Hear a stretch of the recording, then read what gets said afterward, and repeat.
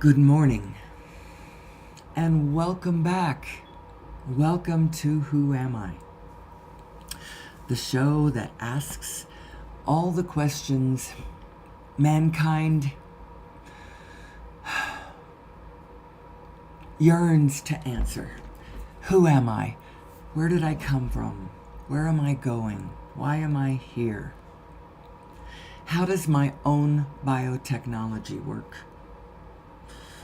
How do I use this information to understand the reality of the world around me? I'm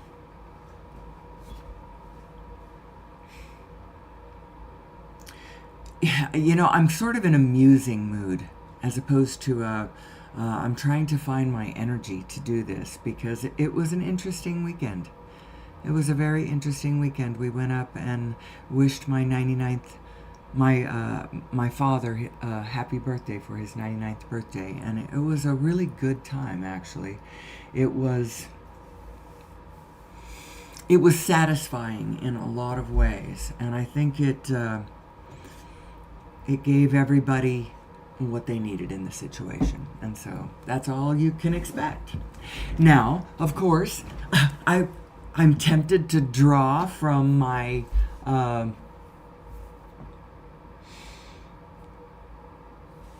physical experience material for the show, but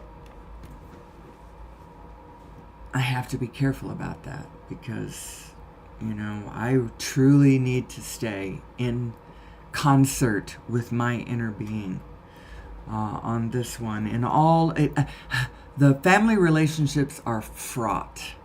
They are just fraught.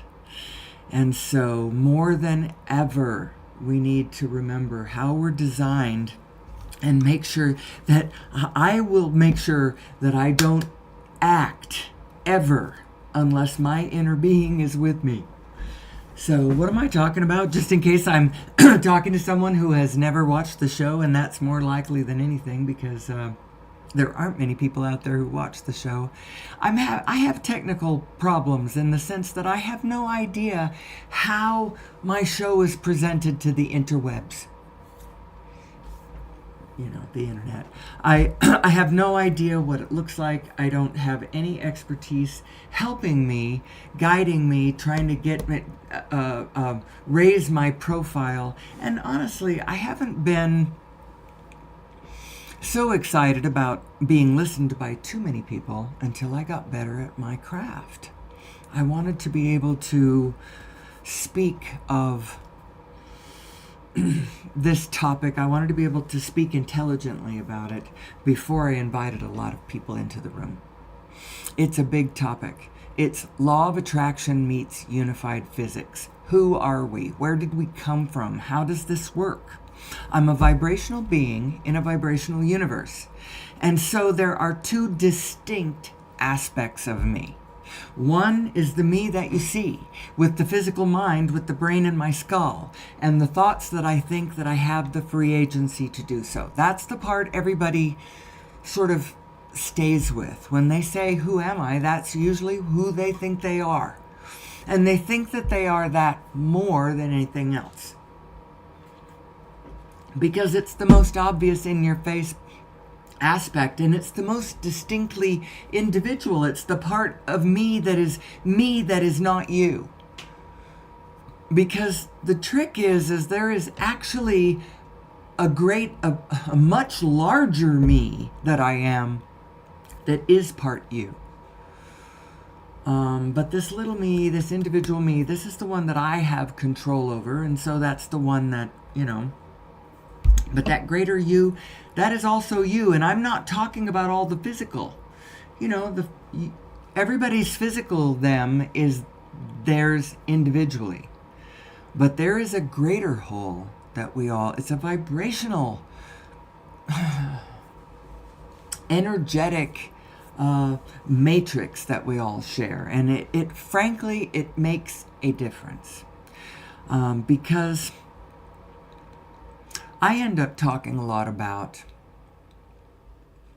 when I do this show, I end up talking a lot about the inner being, because to me, this is a very important place to analyze, to stop and just, in a matter-of-fact way, observe your own biotechnological nature. What your biotechnological nature is this. You have two minds, and both of those minds are thinking all the time. The one of you is you, the you that, the conventional you, the brain in the skull, my individual free agency to think whatever thoughts I want. One of you is that, but you have another you. And this is news that I think a lot of people would be well served to understand. Just in general, all of us would be well served to understand. I myself, when I get into trouble, it's when I go into places and I think thoughts and my inner being is nowhere near me, you know? I get angry about something, or I get nervous about something, or I get whatever, anything in the spectrum of negative emotion, all the way from jealous, depressed, vengeful, to angry, guilty. Ashamed is actually pretty strong negative emotion too.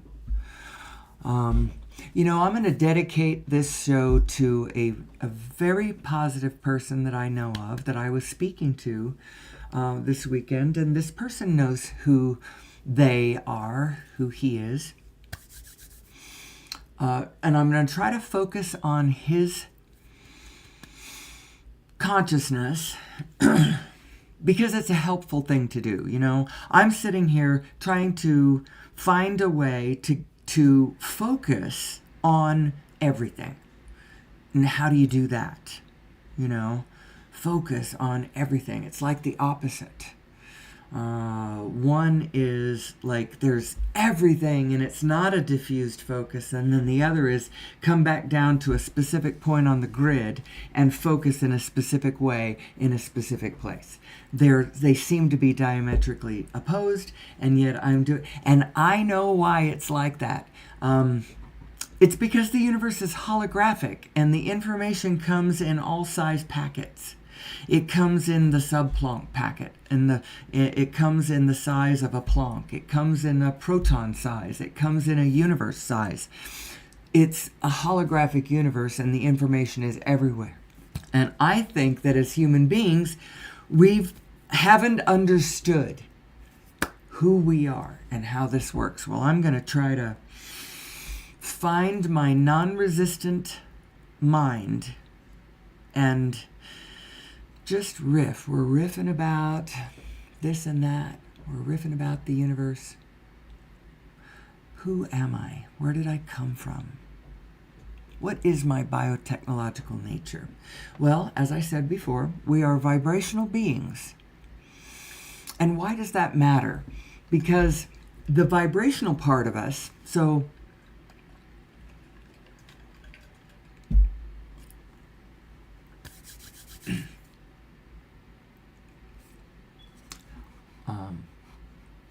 actually, I realized something. I can always pause the recording, but I can't pause I can pause the stream, but that one seems a bit that's more serious when I go pause the stream. Nobody's with me yet. Okay. Oh, no. Somebody is with me. Oh. Hi. Welcome back. I was just trying to find my legs. When you interact with a family especially, it tends to bring you down to your individual self. And not only that, it tends to, sometimes you get thrown back to your younger self, to places in your earlier life where perhaps you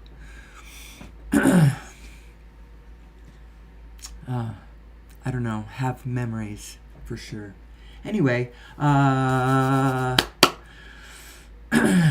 I'm a little scattered this morning. It's been a while since I tried to do this. I now really have to focus. Previously, I was picturing somebody in my mind that I was speaking to, but now I know that there is somebody actually in the room at the moment I am speaking. So let's start at the beginning. One thing I was noticing, and I noticed it all weekend long, the practical application of these equations that I run on this show. And they are sort of mathematical equations, although there's no arithmetic involved.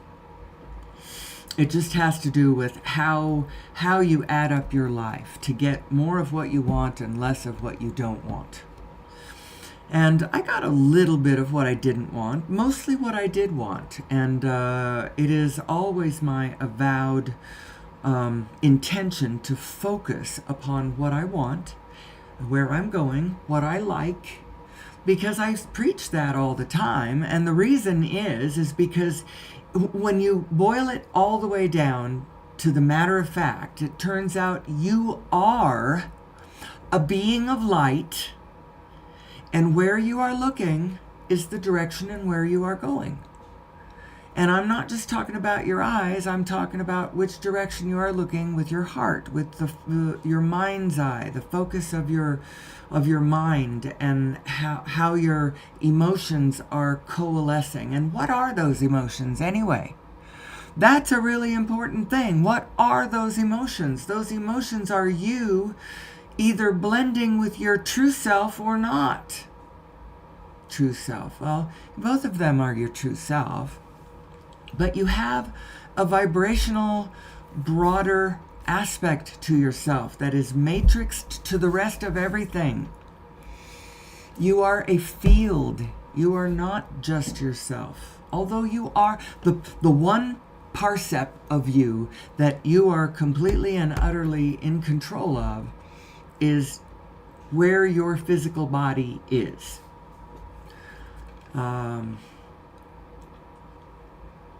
That's yours to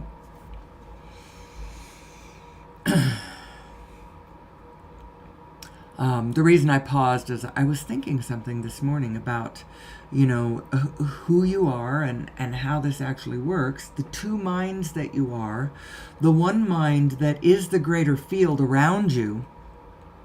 On the one hand, it's everything around you. And yet, it is anchored to you from your physical body. And so it totally is you. It's you.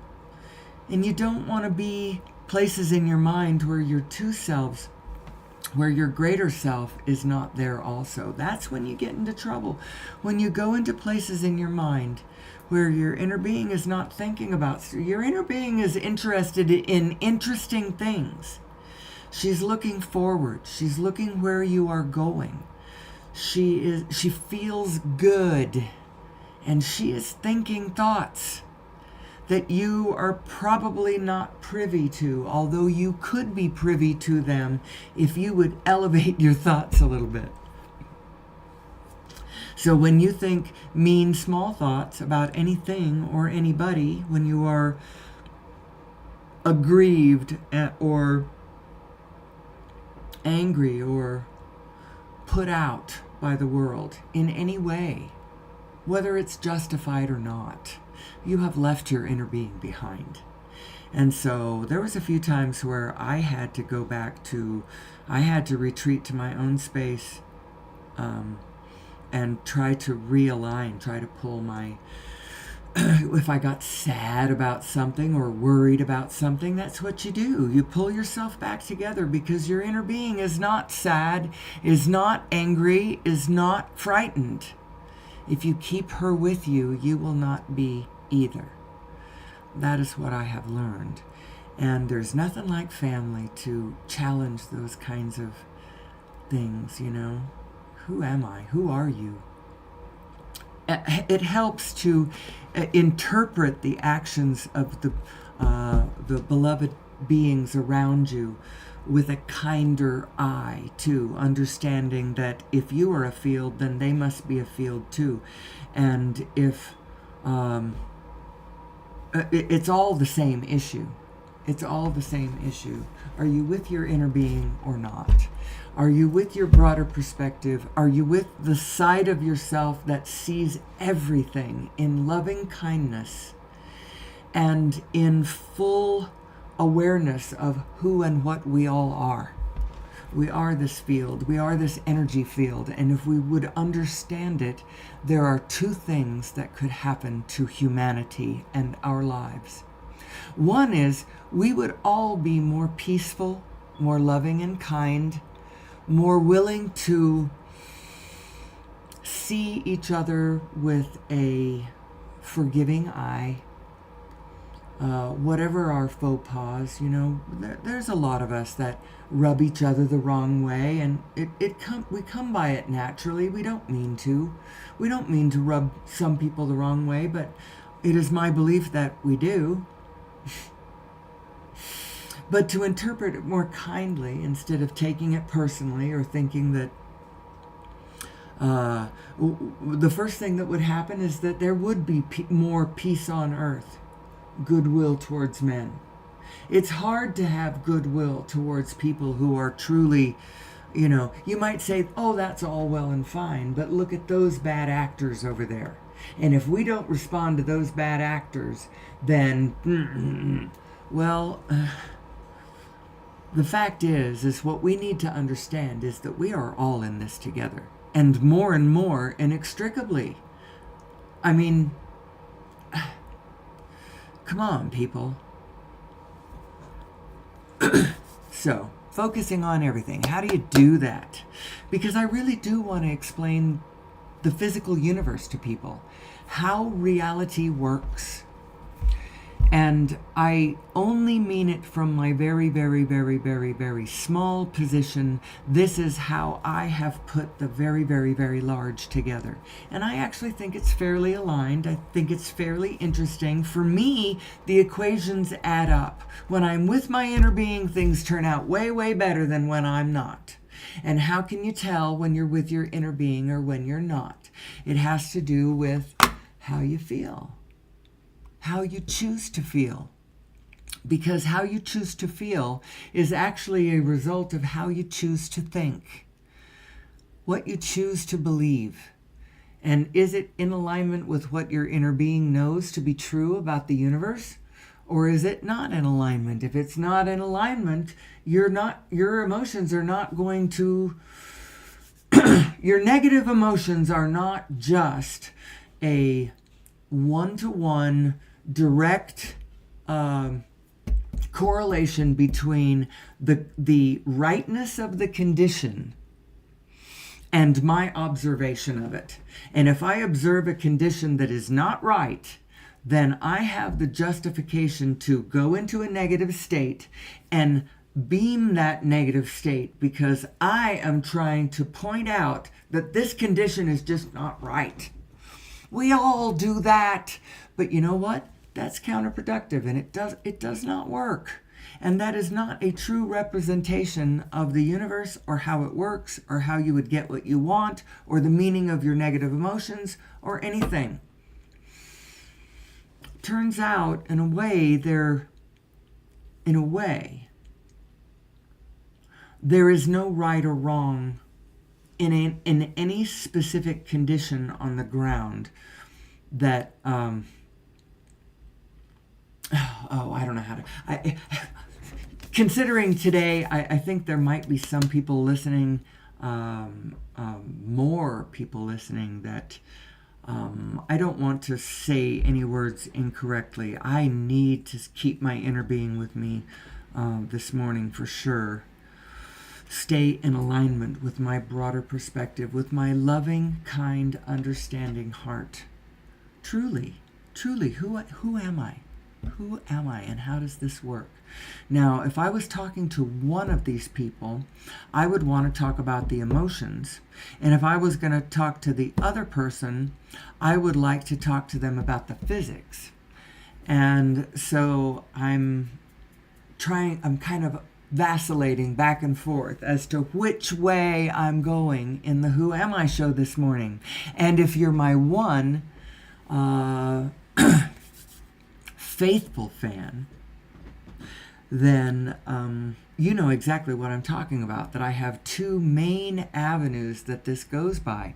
One is more of a psychological, spiritual avenue, where I discuss the meaning of the meaning of our positive and negative emotions, and the other one where I try to describe the matrix and the Plancks and the holographic connected universe that when we unlock that, then humanity will have clean, free energy forevermore. The over-unity aspect of it, and how that is going to physically assist mankind in getting out of so many of our collective issues. We have so many collective issues. How many people do you know that are suffering from acute anxiety? How many people do you know who have kids that just do not seem to be in touch with the reality that we thought was reality when we were growing up? How many of us are worried about our political future because there are so many spiritual aspects of things that we know what we're looking at least to some small degree.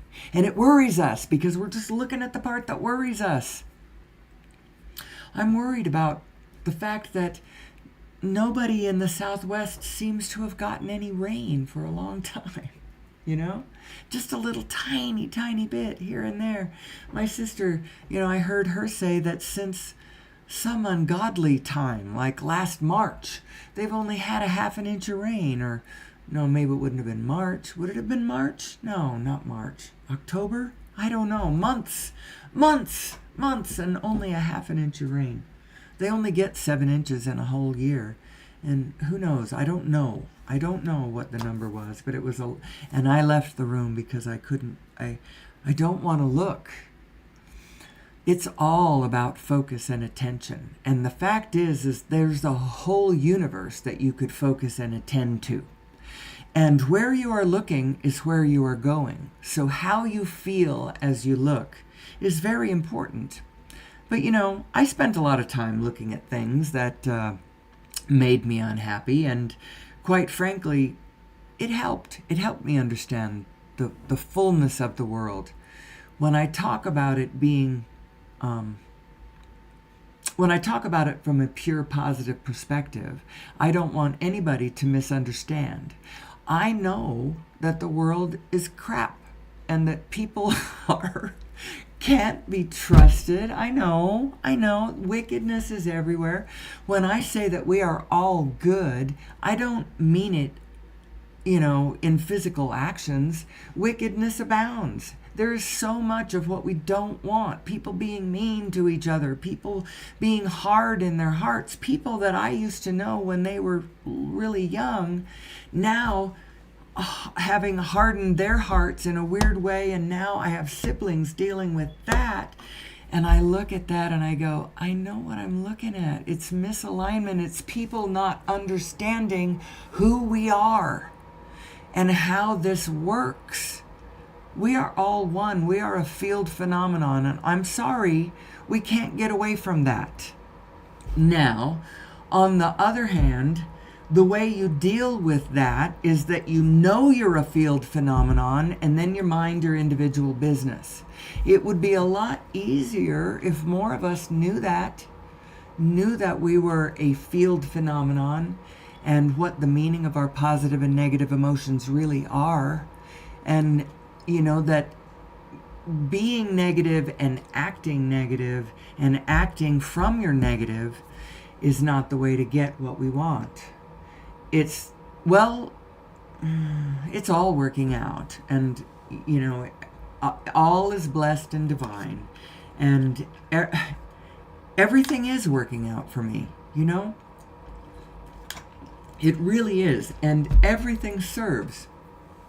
It either serves to show me an example of what you get when you're in alignment, or it shows me serves as an example of what you get when you're not in alignment, either as I observe other people being in or out of alignment, or as I observe myself being in or out of alignment. So it's all good. It's just interesting. It's just interesting. So I think I'm going to go to which side do I want to lean into for the rest of the show? I'm already almost 9 minutes into, I am paused. Oh my gosh. Oh, I am so upset. Well, okay. What I just did, how long did I do that? 9 minutes. Well, that's just going to affect, that's all right. That's just going to affect my recorded show. That did not affect the live program, and it isn't going to affect the live playback either. So that's all right.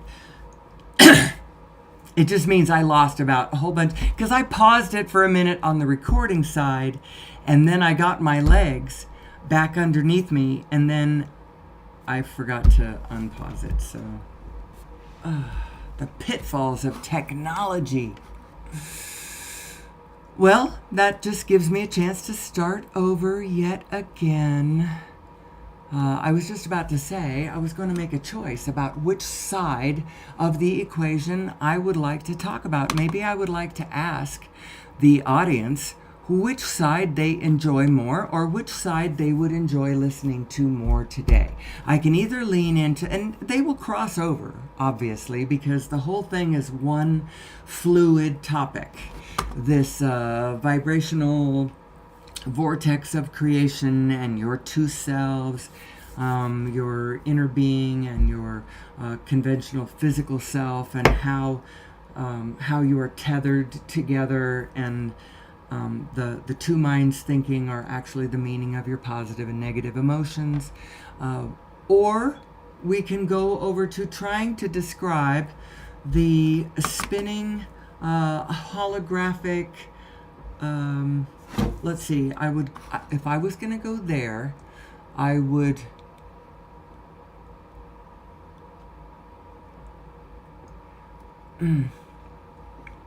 or should it be the physics side, where we discuss how understanding ourselves from this direction,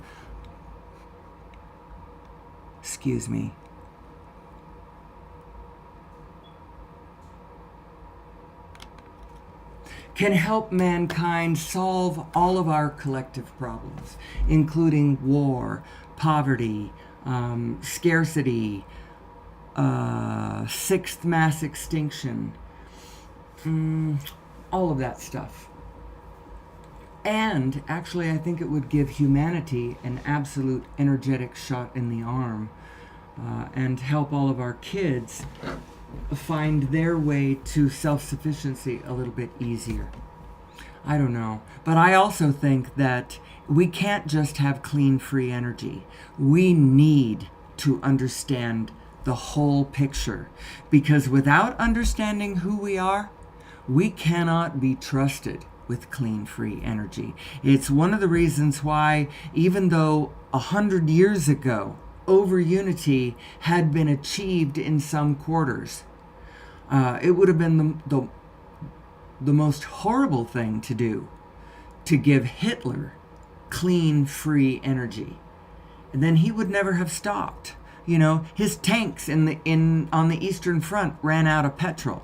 You know, he ran out of gas, is how come he had to stop. Because otherwise, there were ideologues there who would have kept going, and we would be under an iron fist of, you know, or would we? I don't know. Because actually, we are a whole field. And the whole field knows what it is, because it's been what it is forever and ever and ever. It's holographic. So let's see whether I got an answer to my question. What does the audience want me to focus on today? Well, okay. I guess I will just have to pick my own.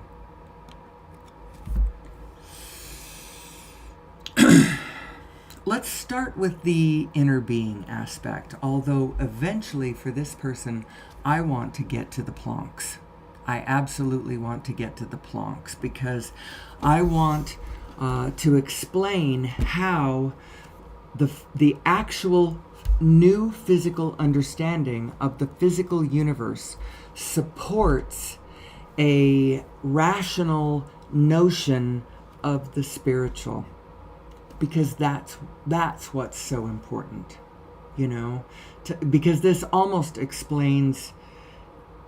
I hate to use the G word, so I'm not going to I'm just going to float it out there and you get to decide what the G word is. It almost explains it. It does explain it. But I see it from my perspective, and everyone is allowed totally to see it from their perspective, but it's like learning arithmetic and physics and chemistry and astronomy, and it helps you line your mind up so that you can think in a more orderly fashion about even spiritual things. And the first thing is we are all in this together. We are a field phenomenon. And we are all good. It is all God. It is all life. It is liquid love. That's what it really is. Now, I'm not going to pretend that there isn't horror and evil that mankind has mostly created, but that happens, people could come in front of me and tell me all kinds of heartless stories about nature, because nature is very harsh from a physical side, can be. It's both. But the fact is that the whole thing is one thing, and it's all. I hesitate to say the G word, but I do like to say this word because this one is the one that is vibrationally correct to me, and people have used it this way. It's the Almighty. There is the Almighty, and then there is you individually, and actually. Oh, I'm a little scattered this morning. Please forgive me. I'm sorry. Who am I? Who am I in all of this? Nobody is bad. There is only the misaligned. Even Hitler himself was not bad, even though obviously he was bad. When I say he wasn't bad, you got to understand what I mean. What he was an absolute illustration of misalignment, an absolute expression of an individual coming from an angry, aggrieved, self-righteous, indignant. He was absolutely coming from his negative self in all ways. He had almost no softness at all. Apparently he had a little bit for Ava and a dog named Hilda. I think Hilda was or Heidi. I can't remember what Hitler's dog's name was. But even that, he tested cyanide pills on Heidi. So his soft spot only went so far. But what he is not an expression of absolute evil, but an illustration of how horrible it can get when we don't know who we are. when we lock into misalignment, how it's because we're beings of light. And the direction that we are looking is the direction that we are going. And it has to do with it. I mean it in a spiritual sense, not just a literal, if your physical body tends to move in the direction that your eyes are looking.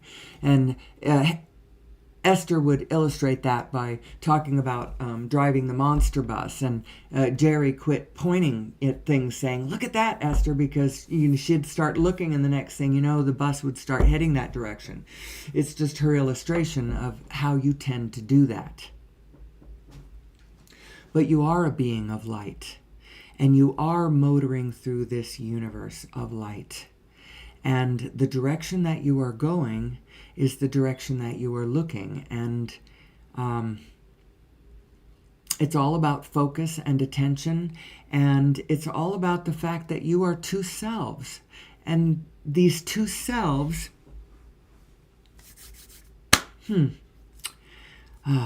this morning I really wanted to do a really good show. But I find that I'm still in a place where there's too much. There's too much. It's like I'm trying to explain everything. And that's a lot. That's a lot to focus on. There's so many directions you can come at this that you almost need someone in front of you directing some from the other side. This is how come Esther plays her hot seat game. She gets people, a whole bunch of people into a room. She susses out the least resistant of them, the most eager, excited, and ready to understand what she's talking about, or already understanding what she's talking about.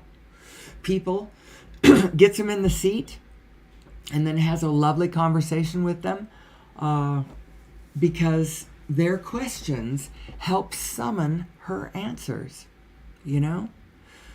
So I thought I could just summon these people into my mind, and that I would be able to talk to them in my studio as though they were in the room.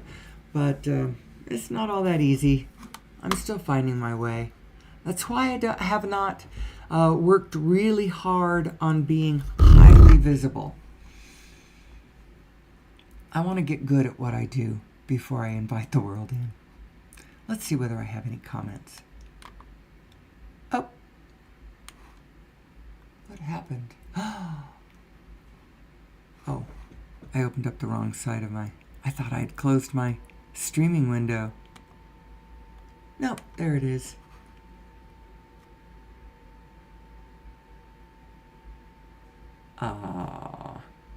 Where to start? And I know you're right. The one thing that makes me feel way more easy about this is that I am absolutely, so laughably so, I am absolutely not the only one carrying this information. If I thought that I had the secret to all of the life, the universe, and everything, and I was the only one who knew it, and I had to get it out, but no one was listening. Oh my God, what a horrible place that would be. No, you're right. It's out there. It is absolutely out there.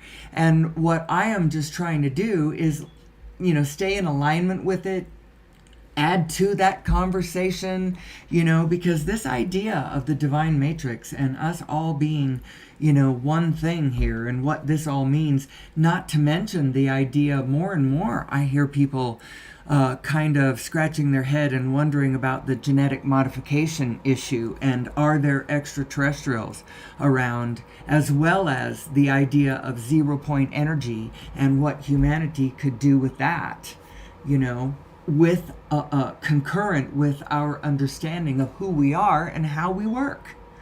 And a lot of this stuff that I get it straight from Esther, but I have input it into my own physical mind, and I can now explain it from my own side, because I understand what she's talking about, your two selves being, this relative vibrational thing between your greater self and your lesser self, being the meaning of your positive and negative emotions. Obviously I'm not the only one putting out that information, but I am the only one saying it in my particular way. And I'm also trying to pull in a little larger implications about all of this, you know? Get really excited about the possibilities, and let's focus that direction, because if we focus that direction, that is the direction of being able to solve all the things that we could spend all afternoon griping about or grumping about, or we could focus on how to fix it, understand ourselves. Let's get clean, free energy. Let's quit being mean to one another, and let law of attraction sort us out. We don't have to force ourselves into constant company with people that we do not naturally flow with. There are people who naturally flow this way but not that way. So go be with your people, but let's all understand who we are. Let's all understand that we need each other. We are a super organism, and we're going to have to figure this out one way or another, because we are all in this together. And on the one hand, you keep that in mind. It has to be part of your equation, but then your business is your business, and you don't need to mind anybody else's business. Nobody needs to mind anybody else's business, because it's only a question of, how am I lined up between me and my inner being? If I'm square there, then all of my actions that flow from that position are at least the best that I can do. So know this: you are two minds, and those two minds are thinking all the time. You're thinking, but your greater self is thinking too. And she's thinking thoughts that involve the whole field. She's interested in the whole biofield and how it dances and plays together. She sees the entire universe as it spins. She knows where all the atoms are, and how they're moving. And how is this possible? How is it possible that your inner being, from where you are, that is a part of you, could know all these things? Well, the way it can know it is because you don't have to go anywhere to be privy to all the information, because it's holographic. It's vibrational and it's holographic, as in all of the information is everywhere. It's at least to this level. Now there might be a vibrational way where all of it is all the way down to the Planck. But it's at least, and I'm certain that it is, all of the information is contained in every proton of matter.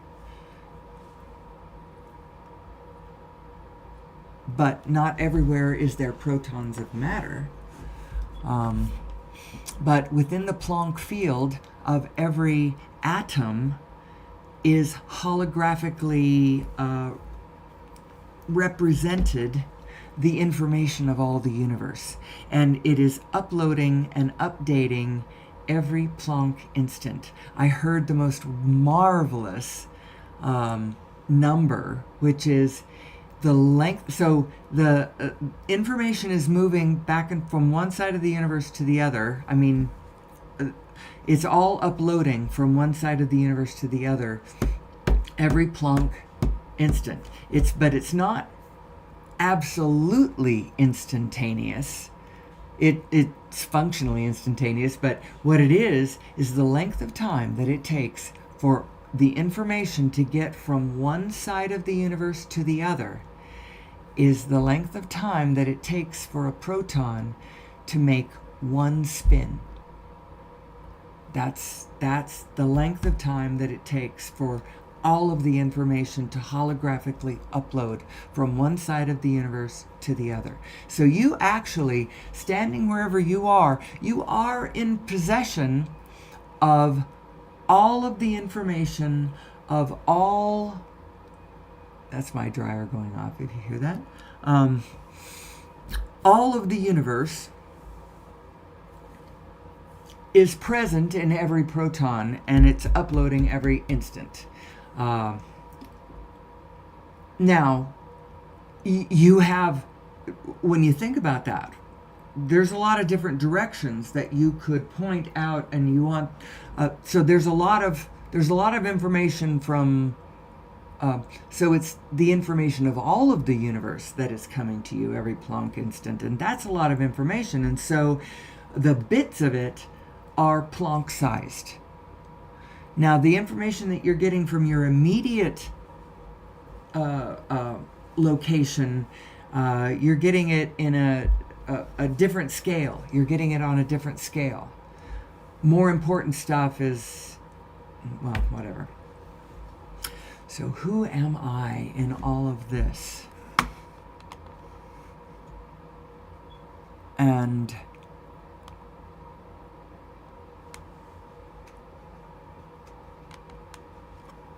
how does my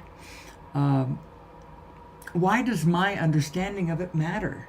You know, just leave it to the experts. Leave it to the, I don't know. None of us should leave this to the experts, because this is all so personal. Who are we? Who are we anyway? And how, if we have a hard time, if it's stressful being with family for just a couple of days, how is the family of mankind going to work this out? I think that it will be helpful when we all understand who we are and what our negative emotions are actually trying to tell us. They are not trying to signal harder and harder at a condition that needs to be changed. It is trying to point back at your own binary nature so that you can be okay no matter what the world is. And it's not like you're disassociated and disconnected. Oh, I don't care what the rest of the world does. I'm going to be okay. It's you find your legs. You find a place where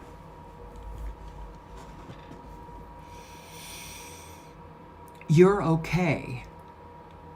And from that place, you can start. But the fact that you want the world to be peaceful, and you want animals to quit dying so much, and you want cruelty to stop, and you want your children to live in a functional society, and all of that, none of that goes away. It's not being oblivious. It's being, I don't know. Who am I? It's such a good question. I asked it so many times this last weekend.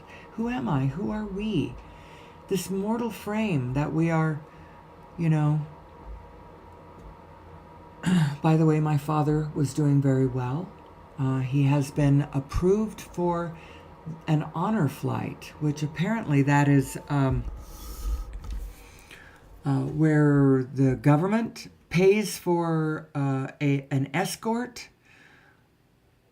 They will fly my father to Washington with full medical staff, escort, bus, take him to all the monuments, and listen to his stories and care about what he thinks. And if he makes it to that, oh my gosh, that will be so exciting. That will be so exciting. I really hope that that's scheduled in April, and we'll be going with him or alongside, adjacent. They will be taking care of him, but we will be tagging along, witnessing such a marvelous event. Anyway, where am I? I mean, who am I? Oh, let's see. Where shall we begin? We've begun and begun and begun.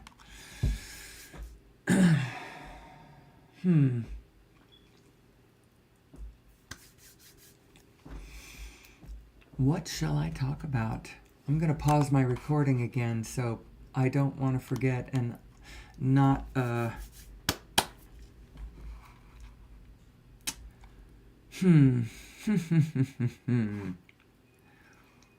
Actually, hold on one moment.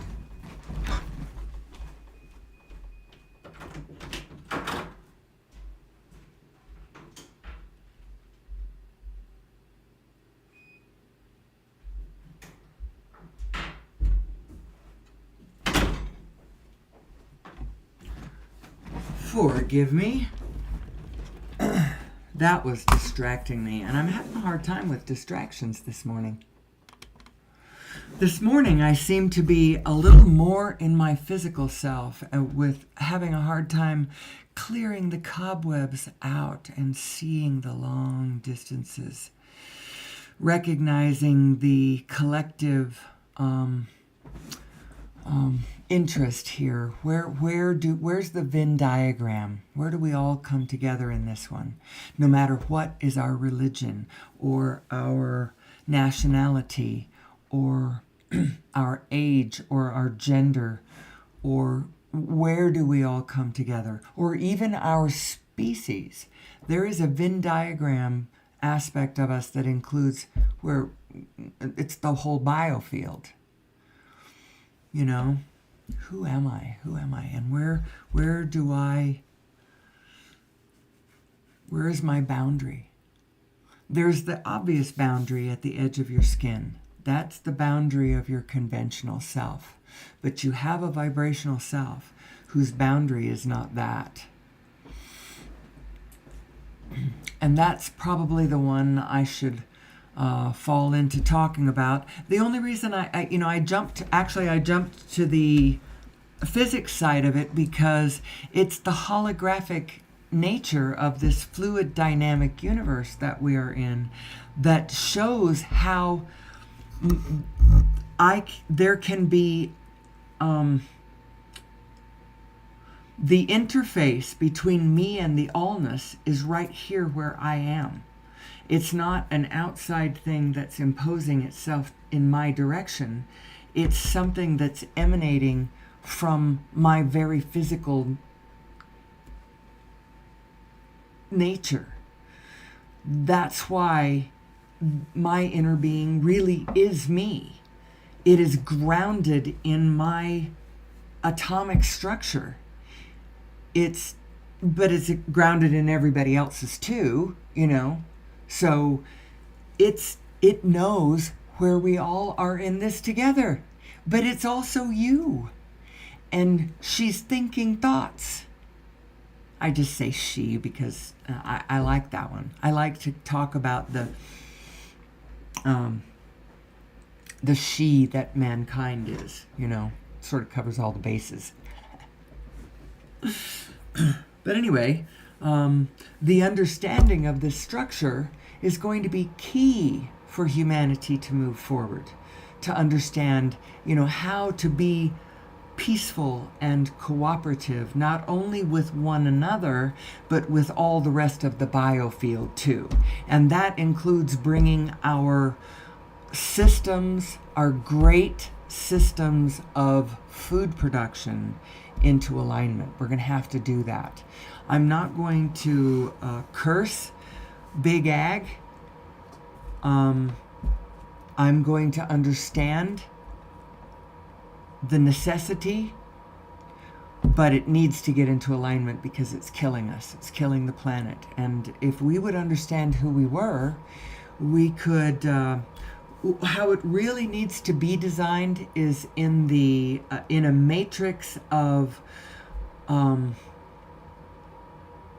bytes, B-Y-T-E-S, modular components that click into one another that create a greater whole, as opposed to centralized.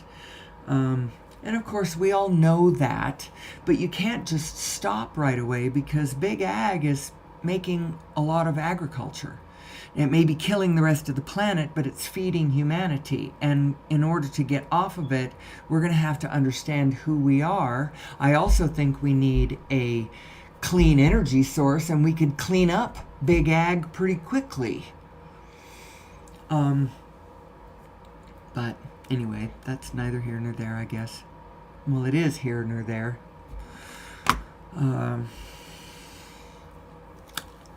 For the benefit of, I don't know whether I'm going to share. I was going to share this episode with a particular family member. I don't know whether I'm going to now, whether this is the one where this person sees this show for the first time. But the day I do that, I need to bring up my slides about the neocortex and the genetic modification and all that. I haven't been changing slides. I've only been, actually, I was just going to toggle around to these sort of, I don't know what you call these pictures. They're all people, and they're all looking pensive. You know, I like this one. The girl is gazing out to sea. She kind of reminds me of me when I was 12 years old, and the family had taken rented a cottage, not air conditioned. They had fans and electricity and a cook stove and such, but didn't have air conditioning, and on the coast of Mombasa, Kenya. And I remember looking out, going out on my own and sitting on the beach and looking out to sea, and my young heart yearning for what I did not know. At the time, I did not know. I just felt this yearning in my heart for, and that's what I see when I see this girl. Who am I? Who are we indeed? Every single one of us matter. Every single one of us. And the universe is way bigger than we think it is, too. We think that there is just one universe, and we are all co-inhabiting the same universe, and we aren't. It's almost like every single one of us has their own personal universe. And then all of those universes sort of matrix together in an even bigger universe, you know, so that the universe is mind-blowingly big as well as mind-blowingly small. Anyway, that's what I think. Who am I? And where are we going, and how do we navigate these choppy waters? I spent a lot of yesterday trying not to pay attention to the fact that we just inaugurated and what we're all in for. Because what we're really all in for here, and I've just got to, kind of brace for this, we are all in for a big lesson of who are we? And how does this all work?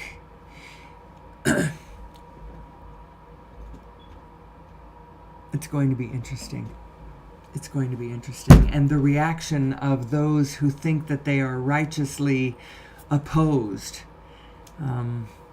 The opposed part is still a problem because there is no us and them. And we really need to understand the phenomenon of what we're looking at. Cult phenomenon, authoritarian psychosis phenomenon, all of it. It all goes to the question, who am I? And when mankind can answer that question, we will have clean, free energy, and we will be trusted on this planet. Until then, we're just learning that lesson.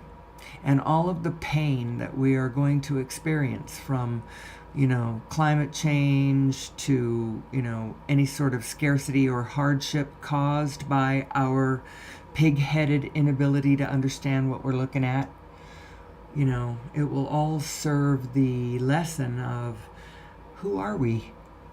Who are we anyway? And what is the object of the exercise? What is the object of the exercise? Well, it's joyful sustainability, people. It is. It's joyful sustainability. We are here for the fun. Did you know that we're here for the fun? Sometimes it's hard to remember that. Our inner beings are having fun. Life is a good thing. It is just for us on our physical side to get in on the party. Get into alignment with who your inner being really is. Your inner being is not afraid because she is vibrationally in touch with all manifestational truth of all time.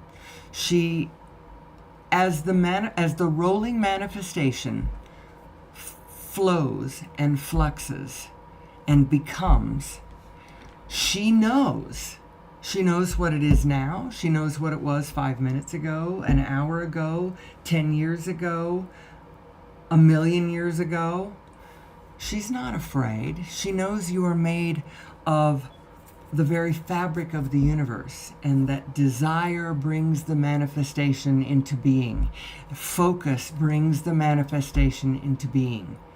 And she's focused on what she wants and what she likes and what she loves. That's actually what she's focused on. She's focusing on what you love, on what you want. That's why you want to be in concert with your inner being, because she's not just focusing on the whole universe from where you are standing. She's focusing on what you want.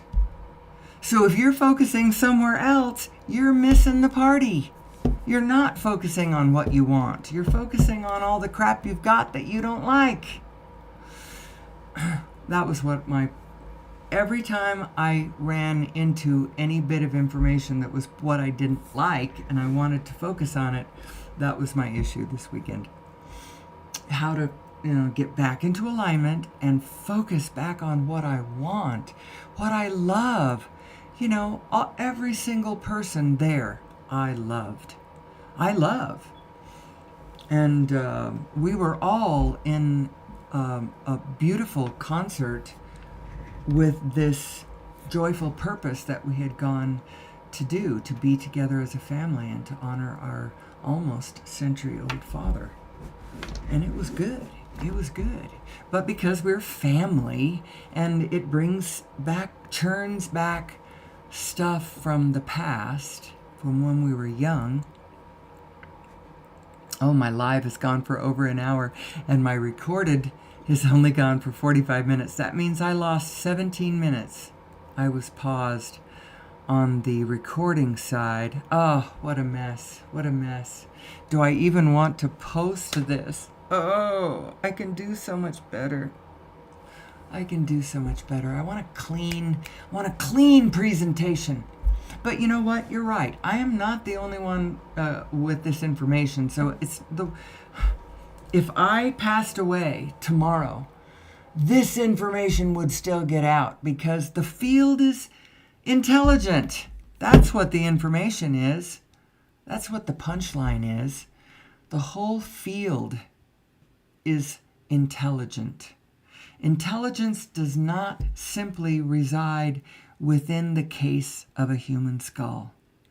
The interesting thing about a human brain, though, is that it is capable of understanding this great matrix. It is capable of becoming self-aware.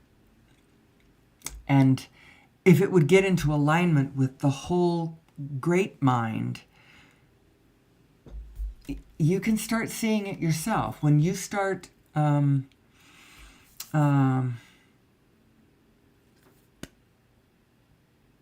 determining, intending to line your physical brain up with what the great mind knows,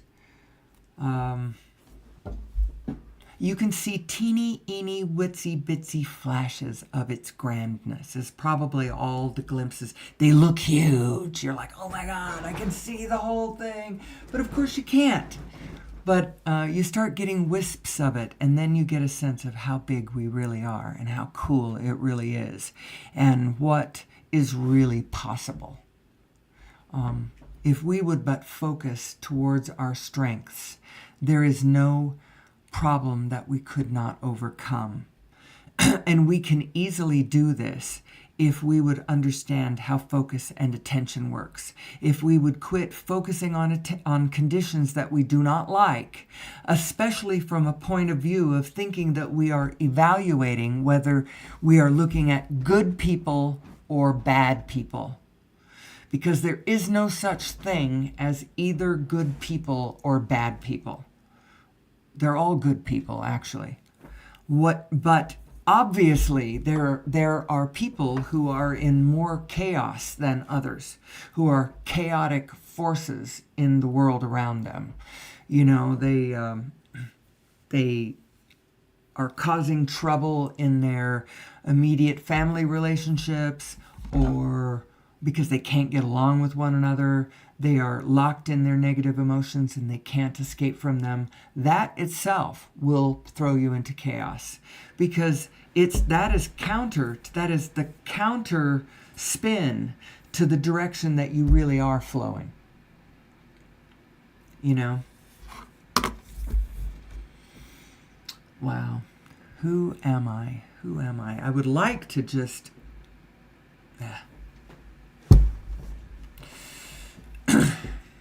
Never mind. You know, part of the Who Am I project for me has been to open up a space within my own self where I sort of take my filter off. I take my filter off and then I go to my pure positive space, because you don't want to take your filter off if you're in any part of your negative spaces, because you'll say things that you don't mean, or all of you doesn't mean. Somebody will overhear it. They will be offended. It's sort of like the old, if you can't say something nice, don't say anything at all. That's a really good piece of advice. So if I'm going to go into a space where I'm taking my filter off, I need to be in concert with my inner being. I can't be being small in any way, or I could get into trouble with the world. People holding me to things that, like, why did you say this? Ultimately, my position is, now this is ultimately, I recognize that at different levels, you could conceive of the notion of an us and them. You could conceive of that. And depending on how you have conceived of it, and whether you have cast them as negative and you as positive, and then you're playing it in a certain way, fact of the matter is, ultimately, there is no us and them. So you better not get too serious about that interim us and them, because ultimately there isn't one. And so you don't want to ever, declare war against anyone. There is no us and them. I'm sorry. Tell that to China. Well, I'm sorry. There is no us and them, and we're going to have to get along. We have to find the Venn diagram, the place where we all win. The problem is that there are some people, and I'm coming on to something. The problem is that there are some people who are absolutely not okay with their enemies winning. That is so true. And we were talking about this, and it was other people we were talking about. It wasn't stuff going on with the immediate family, but and I have seen this before. My daughter broke up with somebody, and she has because she adheres to the same kinds of equations that I do, the win-win position, and being fair, and just being in alignment with your own self, and doing what feels good from within your own self, emotionally, not, she's been trying to do everything fair and equitable, and he is not okay with her being okay. He wants her to be punished. He does not want a win-win. He wants a win-lose, and he's not going to be okay with a win-win. And there was somebody else in the family that is having trouble with an ex, and she is absolutely not okay with her ex winning in any way, even if it is a win-win. You know, she will not settle until there is a win-lose going on there. And you know what? There's a whole lot of people playing the game that way. And that's kind of a problem, because they're they're trying to make losers out of half of the field. And when actually the actual position we should be pulling for is a win-win. Win-win-win-win-win-win. So interesting. So interesting. Any of that in Boca? Do I have any comments to attend to? Probably not. I only have... Oh! I do. Let's see. Let's see what my comments are. Actually, I'm going to pause my recording for a second while I look at my comments, because that is wonderful. But I don't want to forget and not unpause that. Let's see.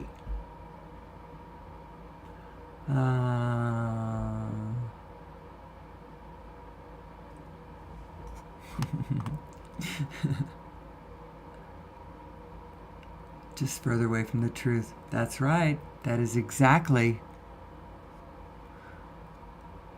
Those we perceive as evil are just further away from the light.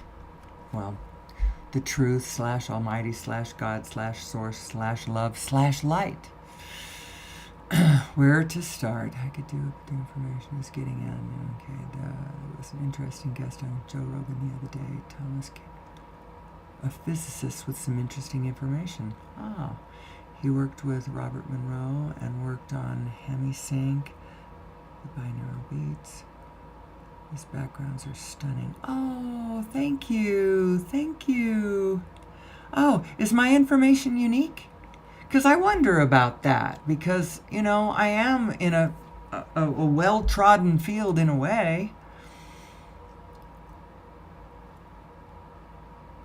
Oh, wonderful. Thank you. Thank you for telling me this. I really appreciate it, because sometimes I don't know. Sometimes I don't know. I know that I'm pulling from a larger well of information that I didn't come up with. You know, so I appreciate your feedback. I appreciate your feedback. So I have unpaused the recording. I need to go my recording about another 7 minutes. I need to riff about this. I like to keep my shows about an hour long, or I guess I don't really need to today, because the person that I wanted to share this with, I don't think I will share this one with. I'm gonna maybe do a meditation before I start my show tomorrow. I don't usually have to, because it's early in the morning, and I've been afraid that if I meditate too, you know, I'll just go back to sleep. But maybe I'll do that tomorrow. I want to do a really good show tomorrow as I sort of pull the gist of the wholeness together. We are whole beings, and we are the whole universe. Every single one of us is a whole, unique universe. And then God's perspective is this bigger universe where we are all in there. But, you know, you don't have to be grumpy until somebody else changes something. You can just move towards your own universe of light. And as a matter of fact, whichever way you are feeling, Indigo, I have the most amazing quote that I found from an old Abraham, actually, because the person who was asking her questions, Jerry was still alive. So that had to be before 2009, so it's an old quote.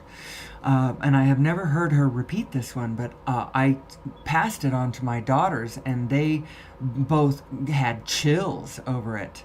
It's this. This is, and probably the perfect summation. And maybe I'll close the show with this today.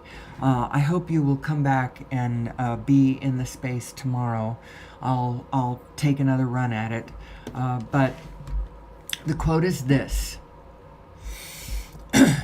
"You are where you are, and where you are is just fine. But where you are does not last. And the way that you choose to feel determines the direction in which you move." I loved that. I loved that. Such an encapsulated. You are where you are, and where you are is just fine. But where you are will not last. And the way you choose to feel determines the direction in which you move. So you might say, I don't need to do anything. I like where I am. Well, sorry, honey. Where you are will not last. You are moving. And the direction in which you move is going to be determined by how you choose to feel. And it is a choice. And how you choose to feel, you may say, I'm not choosing to feel this way. That thing happened and I looked at it and I don't like it. And if that would change, then I'd feel better. But you're the one who chose to look that direction and feel and think the thought you thought about what you were looking at. That's what produced the feeling inside of you. So you are choosing how you feel. And anyway, I think with that, I will end today's show. I will be back tomorrow. Looking forward to it. Egg me on, Indigo. I appreciate it. I really have no sense of how unique or not unique. I know that I am sharing information that everyone else is sharing. You know, law of attraction, I'm certainly not the only one talking about that. And unified physics, you know, there's more and more. I haven't seen a lot of people who are trying to cross them, trying to show that the shape of unified physics is sort of confirming the matrix of God. You know, it's that kind of energy. But anyway, I'll take another run at it tomorrow. And again and again and again. I wished that I had had my studio with me. I would have gone off and done my hour meditation every morning, except for everybody would have heard me. Anyway, until tomorrow, when I hope you will join me again. Please, I love you. We are all in this together. And until tomorrow, may the source be with you.